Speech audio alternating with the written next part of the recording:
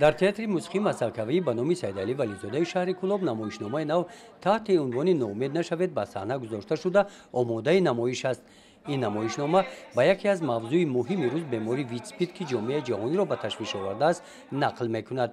نمایشنامه حیات یک عائله را در بر گرفته عاید این بیماری، تاثیر آن به حیات عائله، راههای گزارش و پیشگیری آن به طور ساده و فهمو نشان داده شدند.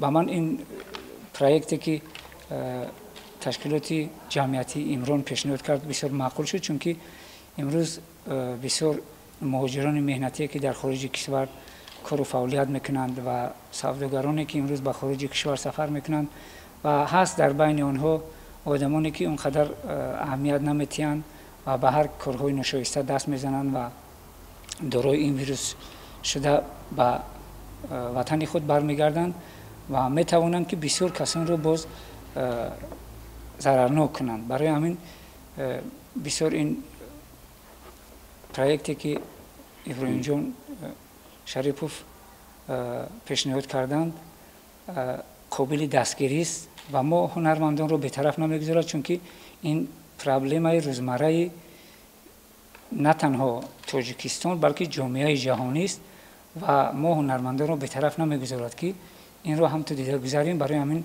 ما سرجم شده امروز 6 اکتور در اینجا یک نمایشنامه خوب آماده کردیم که در روزهای نزدیک این رو پیشکش مخلصان و هواداران صنعت تئاتری و شهر و دهات ها میگذاریم. مقصد نمایشنامه آگاه کردن اهالی از راه‌های انتقال این ویروس و پیشگیری خطر مناسبت‌های نابرابر نسبت زنان گرفتار بیماری ویروسی نارسایی مسئولیت آدم میباشند.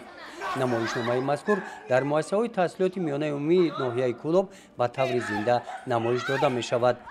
لایحه مذکور در دوره برنامه آسیای مرکزی میدیا کامر با دستگیری آژانس ایالات متحده آمریکا عاید به رشد بین المللی USAID از تشکیلات جمعیتی غیر دولتی امران عملی کرده شده است.